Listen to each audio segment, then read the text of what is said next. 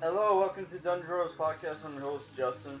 So, this is the first time in a while. Actually, we did the watching review audio. But yeah, we're doing this audio review because it would have been too much of a hassle to come up with a background for this because I don't really own a lot of Green Arrow trades. This is like the second Green Arrow trade I owned. And yeah, so it would just be easier just to do it, audio wise. So today we're reviewing Kevin Smith's Green Arrow Sounds of Violence graphic novel or trade with art by Phil Hester, who apparently worked on Mark Millar's Swamp Thing run, which I had no idea Mark Millar worked on Swamp Thing. I guess that would have been his early career. Which honestly, I'm not a huge fan of Mark Millar's early career, to be honest. It's kind of funny, like how much better he got versus when he started out. Because like most writers like get worse. I think there's a period where they get better, but after a while they tend to peak and then just get worse. But like he honestly gets better, man. Which is weird. Yeah, it is what it is. So today we're reviewing Kevin Smith book. I'm not gonna let the recent controversy with Kevin Smith affect my review because honestly, I don't really care that much. Not because I'm not a He-Man fan. I am a casual He-Man fan. I used to collect the Masters of the Universe figures from the 2010s. Watched the was not a fan of the original show, but I loved the 2002 show. Which is a shame it only ran for like 2 seasons. Apparently the second season was canceled halfway through. Apparently, I don't know about that, but I remember it ending in the cliffhanger. That sucked. The thing is, that show came out around the time where like anime was getting big, and like cartoons couldn't compete with anime because the violence and the level of writing was so much better in anime that the cartoons were like, why even bother competing with anime when we have so many restrictions. We can only air our stuff for we have to write our stuff for the level of kids because the shit comes out Saturday mornings, and they just couldn't compete with anime, man. It's a shame, man, because that cartoon was great, and that was before they were before people realized, okay, you can make cartoons for adults, man. Yeah, so that was a shame. Yeah, so the story for this book, which I thought this was the first book in the Green Arrow Kevin Smith run. Turns out I was mistaken. This is the second book. The first book is Quiver. Yeah, so which this book, by the way, should be rated M, but it's rated teen, I think. And this book costs 15 US and 18 Canadian. The book is about how Oliver Queen has been back from the dead for 2 weeks. He's fighting crime along with his adult son Connor, who I guess was a Green Arrow for a while, right?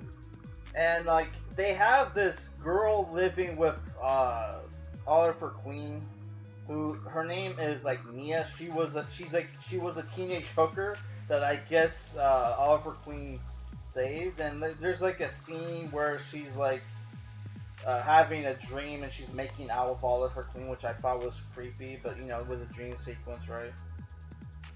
And what's going on is he's he's getting back to real, he's getting he's fuck, what's the word? He's getting he's getting back into the mix of things, right? Because he was dead for so long, I guess. I don't even know, man. Yeah. So he still hasn't seen Dinah, which is his ex, who is Black Canary. She's currently part of the JSA team. he goes to visit her, and like there's this scene where like she freaks out because she hears that he's in a room, the same room with Hawkman, and she's like, oh my god, they're gonna get into a huge fight because Hawkman is the ultimate conservative and Green Arrow is the ultimate liberal, which it turns out they're just lapping it up, right? Talking about like what it's like to come back from the dead, stuff like that. Which I'm supposed to believe Oliver Queen went to heaven. This champagne socialist piece of shit, whose first first sidekick became a heroin junkie. Oh yeah, but like yeah, they're about to go on a date and they run into the Riddler. But before that, Hawkman's like, "Hey man, Dina's been through a lot. Take this slow. Don't rush her to bed or anything." And he's like, "I won't," and he immediately does. And he banged her in the fucking JSA headquarters, right? Which he even goes down on her. There's a scene where he goes down on Black Canary, which I thought really unnecessary to have that, which is kind of So like yeah, Hawkman and like Green Arrow get into a fight. Green Arrow calls him a fascist. Hawkman calls him a liberal, which like a liberal hippie, and like makes fun of the fact that the whole Kendra Saunders thing that was going on, where like Shaira was reincarnated into Kendra Saunders, and which is the ex-wife of Hawkman, and like she doesn't believe in reincarnation, though she's gonna don the Hawkgirl outfit. Oh, so dumb. So yeah, while this is going on, there's this villain who I forget his name. Right? I forget his name. Where did he say it? He said it once. When he was trying to kill, when he killed his first vigilante. Yeah, I think his name is Enomatopia, whatever that means. Who has a spot like a target on his face, and this guy is going around killing vigilantes, right? And when he heard on the news about Green Arrow being back from the dead, he decides to go after Green Arrow. Runs into Connor and shoots Connor in the head. What happens after that? Oliver Queen takes Connor to the hospital, right? And like everybody's there. Mia's there. Black Canary's there, right? And then like the villain decides to finish the job and attack the hospital, where you got to see this cool fight scene between Oliver Queen and this guy, which is it gets pretty bloody because obviously he's not Green Arrow's quiver is not filled with trick arrows. It's all real arrows, right? So when he shoots people, he's like, he doesn't shoot to kill, but like he injures them, man, right? Like he'll shoot in people's shoulders and legs and stuff, right? And though I thought there's this scene where like the guy comes into the surgery room, shoots and kills like a couple of the surgeons. Green Arrow is able to like get him under control, forces him to put his like arrowhead in, like his knocked bow into his mouth, right? The arrowhead from his knocked bow into his mouth, and said, "If my son dies, so does you." But like that was so dumb because the guy just bites down on the arrowhead and then fights and retaliates, right? And this guy has an insane level of pain tolerance. Like he gets shot multiple times and he's able to get away, and then the book ends, right? But yeah, there's some cool fight scenes in this book. The dialogue is pretty good, though the art in this book is really cartoony.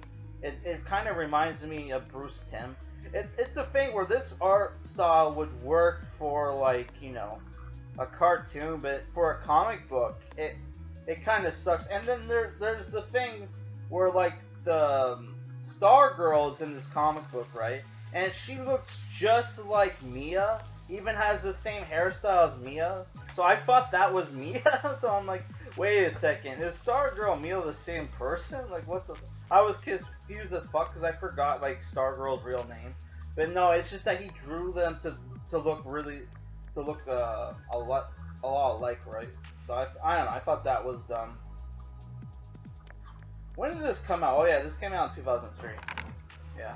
So I don't know. I thought the book was good, but the weak part about this book is obviously the art. But I don't think the art is too bad. I think it's serviceable for what it is. But there is some stuff here and there where they kind of do some stuff that I forgot what but like because like I read most of this like last night and early this morning. But there's some stuff in this book where I was like, what the fuck? Would that even be possible? Right? Like oh yeah, there's one where like the guy is like like Green Arrow stabs him in the foot, and he pins on top of this roof, the roof of this building, right? And the arrowhead goes through the brick and pins him while he's like hanging off the side, right? And I'm like, would he be able to plunge the arrowhead through the concrete? That's some pretty weak concrete, right? But obviously the weight of the dude makes him fall off. But it's like, dude, that's kind of like dumb. And there's like other shit like that happens. By the way, oh, one thing I will, for the people that are constantly criticizing comic books for always showing Caucasians as the villain, there is a scene where like two people try to snuggle a woman, right? And that was kind of a funny scene. It was like a black guy and a white guy, and like Green Arrow shoots the black guy in the dick, and like has the woman beat the shit out of him while he's on the ground. So I'm not saying that's funny, because I'm just saying, I mean that scene was funny, but I'm just saying, wow. They usually have the criminals being Caucasians, so the fact that they have other races being the criminals in this book, you know, I know some people that will be like, wow, fucking finally, man, because they're kind of sick of, like, there are people that are constantly sick of criminals constantly being blonde hair, blue-eyed people, man. Which obviously I can kind of get. I'm not Caucasian, but I could see like people getting pissed off by, like, you know, they're constantly showing like your ethnicity as criminals, right? So that there is some diversity with the criminal class in this book, but they're mostly white guys with dark hair. But like, yeah, I'm just saying, for people who you know has a problem with that, which that scene kind of reminded me of RoboCop, where RoboCop shoots a rapist in the dick. But here it's like an arrow, so, which that probably would have killed the guy, honestly, because there's a lot of nerves there, around there that will like bleed a lot, so that probably would have killed the guy, honestly. Like, I don't know how you're shooting real arrows at people and not accidentally killing people through blood loss and shit, because like you're running people through, man. Like, oh my god.